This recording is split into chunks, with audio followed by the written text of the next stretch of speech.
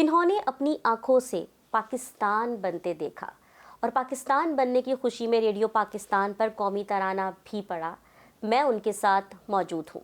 ہمارے ساتھ موجود ہیں نجم آرا۔ میں جس دیے سے کاجل کاڑوں وہ دیپک بجھ جائے، روپ سنگھار کی ایسی لگن تھی میں نے لاکھوں دیے بجھائے۔ پاک سرزمین شاد باد، کشور حسین شاد باد، تو نشان عزم عالی شان عرض پاکستان مرکز یقین شاد باد۔ زمانے میں مجھے یہ یاد ہے کہ ہمارے جہاں ہم رہتے تھے وہاں کا بڑا ماحول بازار سیتارام تھا، وہ تو آوازیں آتی تھیں بس ادھر ادھر سے تو خوف میں مبتلا تھے۔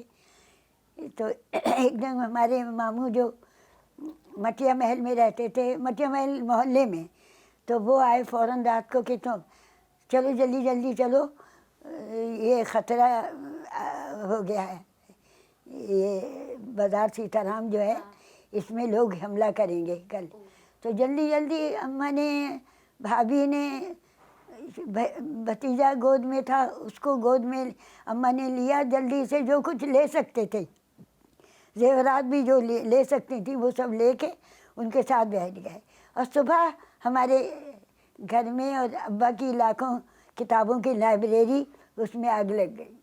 پھر میرے بھائی کو بھی اریسٹ کر لیا، وہ بڑے سرگرم کارکن تھے اس میں مسلم لیگ کے، 22 سال کی عمر تھی ان کی۔ ان کو اریسٹ کیا، اس طرح کیا کہ بہت ایذائیں دی جیل میں۔ چھٹ کر آ گئے، پھر دوبارہ کیا، تو پھر جو لوٹ کر آئے تو ان کے حال، پھر انہوں نے کہا کہ بھائی اب ہم ضمانت نہیں کروا سکتے، تو ہم لوگ راتوں رات، پھر ایک ہمارے رشتہ دار تھے انہوں نے ہوائی جہاز کی سیٹیں دلوائیں جلدی سے، ہم لوگ لاہور آ گئے۔ پھر تو ان کو اتنی ایذائیں پہنچائی تھی، جیسے ہی قائد اعظم کے انتقال کا انہوں نے سنا ان کو برین ہیمریج ہو گیا، اور 22 سال کی عمر تھی صرف ان کی اس وقت۔ شادی بھی جلدی کی گئی تھی ان کی اس وجہ سے کہ اٹینشن ڈائیورٹ ہو یہ سیاست کی طرف سے، لیکن وہ نظمیں پڑھتے تھے جا جا کے اتنے مجمع میں، تو ظاہر ہے ان کو تو اریسٹ کرنا ہی تھا، اتنا کرنا تھا۔ پھر قائد اعظم کی محبت ہے، اسی وقت برین ہیمریج ہوا، اور 11 ستمبر کو قائد اعظم کا ہوا، 18 ستمبر کو میرے بھائی کی ڈیتھ ہو گئی۔ دہلی میں بس یہ تھا کہ ابا کے پاس بہت شخصیات آتی رہتی تھیں، اور بھیا احسان نام تھا میرے والد کا، تو وہ تاریخ میں ان تینوں کے نام آتے ہیں، حضرت خواجہ حسن نظامی، بھیا احسان اور ملا وحدی۔ تو ان کتابیں ہیں سب ان کے ذکر میں ابا کا۔ پاکستان کا تو زیادہ جب پتہ چلا جب بھائی نے ایکٹیویٹیز میں حصہ لیا، ورنہ زیادہ تر گرام فون سنتے تھے، پڑھتے تھے، اور یہ انجوائمنٹ ہوتا تھا۔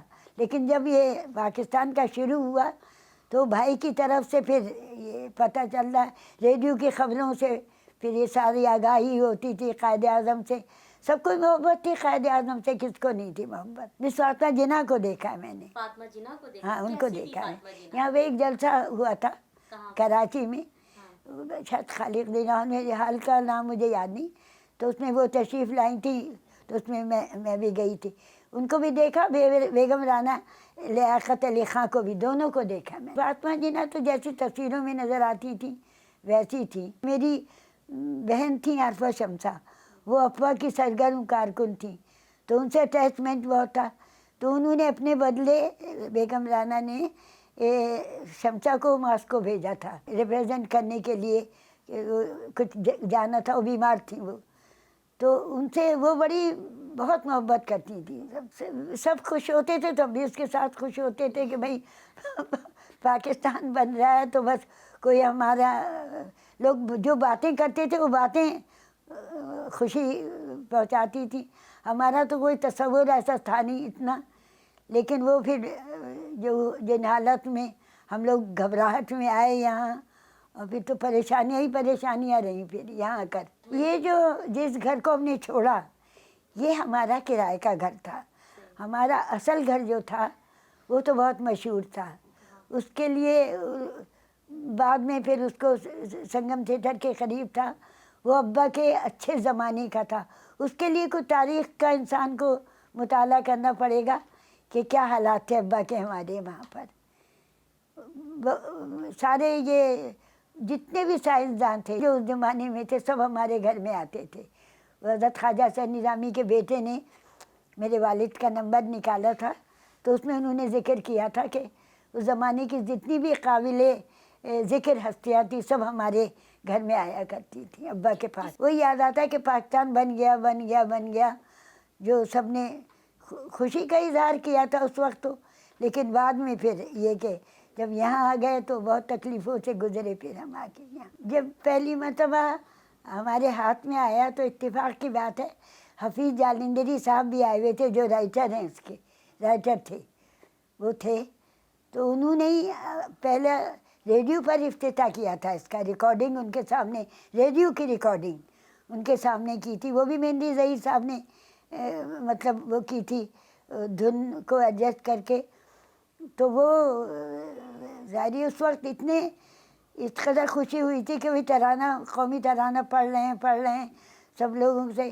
پھر وہ بجتا رہا ریڈیو پر. وہ پھر بعد میں جب یہ کمرشلائز ہوا تو وہ مجھے بہت زیادہ اچھی طرح یاد ہے. مجھے رنج ہوتا ہے انتہائی رنج ہوتا ہے کہ جس پاکستان کے لیے اکلوتا بھائی ہم نے قربان کیا تھا اس پاکستان کی جو حالت ہے وہ تو سمجھ لیجیے جب آسمان تھا اور اب زمین پہ آ گیا پاکستان. یہ تصور تھا کہ یہ ہم بہت بہتر جگہ جا رہے ہیں.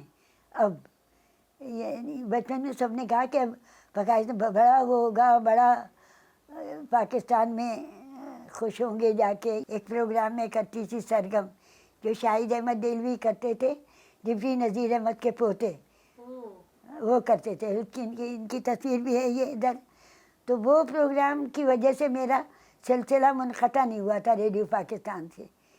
لیکن جب وہ سرگم پروگرام ختم ہو گیا تو میرا سلسلہ بھی منقطع ہو گیا. سب سے عام لوگوں کے لیے اس پیغام ہے کہ ہرس ہوس اور حسد 3 چیزوں سے بہت دور رہیں.